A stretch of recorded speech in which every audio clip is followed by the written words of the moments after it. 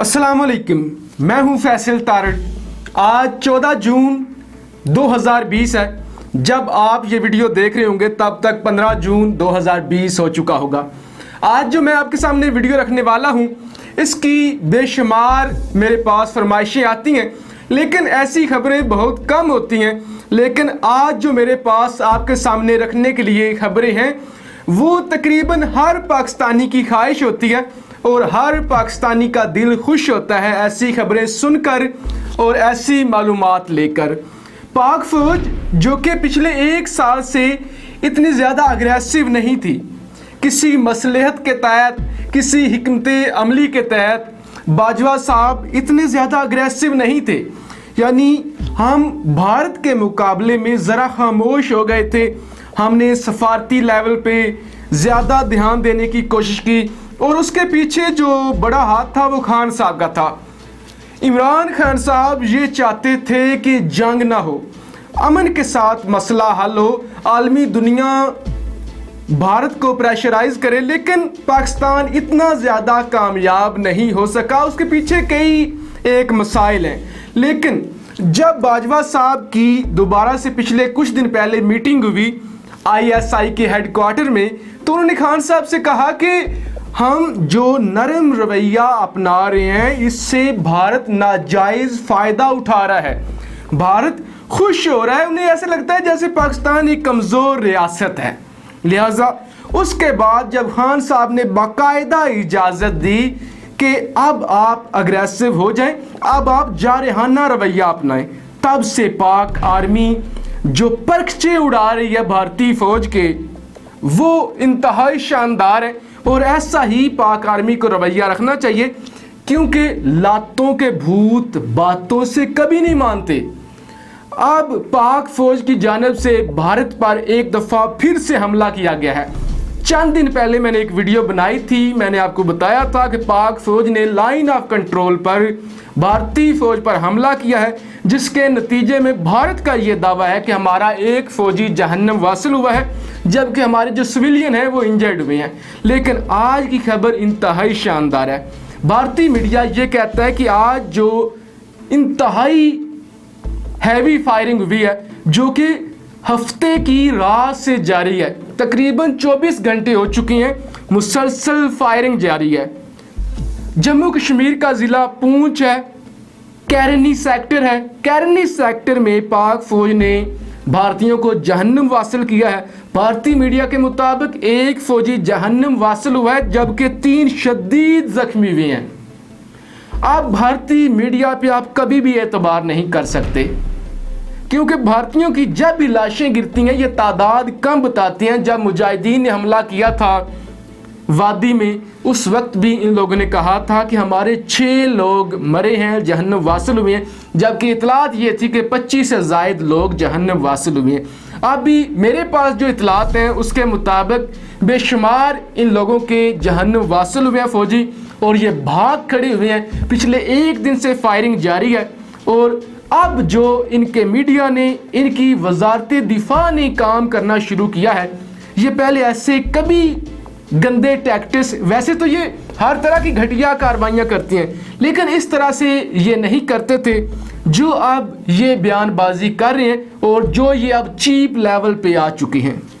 अब भारतीय वजारत दिफा, डिफेंस मिनिस्ट्री की जानिब से एक बयान जारी किया गया है। उस बयान में ये कहा गया है कि पाकिस्तान की जानिब से पिछले 6 माह में 2000 दफ़ा सीज़ फायर की वायलेशन की गई है। हालांकि आपको पता है पाकिस्तान हमेशा से ये दावा करता है कि भारत तकरीबन 6000 दफ़ा सीज़ फायर की खिलाफ वर्जी कर चुका है। हमने कभी इनकी सिविलियन आबादी को निशाना नहीं बनाया, लेकिन ये हमारी सिविलियन आबादी को निशाना बनाते हैं। उसकी बड़ी वजह यह है कि हमारा ये ईमान है कि कभी भी जो सिविलियन लोग हैं उन पे गोलियां नहीं चलनी चाहिए, वो बेकसूर है। दूसरी बड़ी वजह यह है कि अब जो लाइन ऑफ कंट्रोल है उसकी दूसरी जानब जम्मू कश्मीर है, वो भी हमारा हिस्सा है, हमारे मुसलमान भाई हैं, हमारी शारक हैं। लिहाजा अब हमें ये खतरा होता है कि अगर वहाँ सिविलियन मारे जाएंगे तो वो भी हमारा ही नुकसान है, वो भी हमसे नफरत करने लग जाएंगे। लिहाजा हम कभी भी सिविलियन आबादी को निशाना नहीं बनाते, लेकिन ये लोग बनाते हैं। अब जो पाकिस्तान पहले ट्वीट करता था, दावे करता था कि हिंदुस्तान ने 6000 दफ़ा सीज़ फायर की वायलेशन की है, अब भारत इन टैक्टिक्स पे आ चुका है। इस कदर भारत कमज़ोर हो चुका है। अब जो इससे अगली खबर है, भारत का जो गंदा टैक्टिक्स है वो इंतहाई दिलचस्प है। राजनाथ सिंह, भारतीय वजीर दिफा राजनाथ सिंह ये कहते हैं कि बहुत जल्द वो वक्त आएगा, मैं उस वक्त का इंतज़ार कर रहा हूँ, बहुत जल्द वो वक्त आने वाला है जब जो पाकिस्तान के ज़ेरे इंतज़ाम कश्मीर है, हमारा आज़ाद कश्मीर, वहाँ के नौजवान, वहाँ के लोग मुतालबा करेंगे कि हमें हिंदुस्तान के साथ मिलना है, हमें भी हिंदुस्तान के ज़ेरे इंतज़ाम किया जाए। ये राजनाथ सिंह कहते हैं।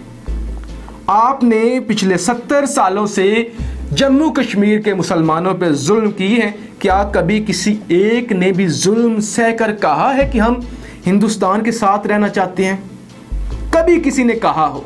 बल्कि वो तो जब शहीद होते हैं तो वो पाकिस्तान के परचम में होते हैं, उन्हें जो कफन दिया जाता है, जसदे खाकी को पाकिस्तानी परचम में लपेट कर दिया जाता है।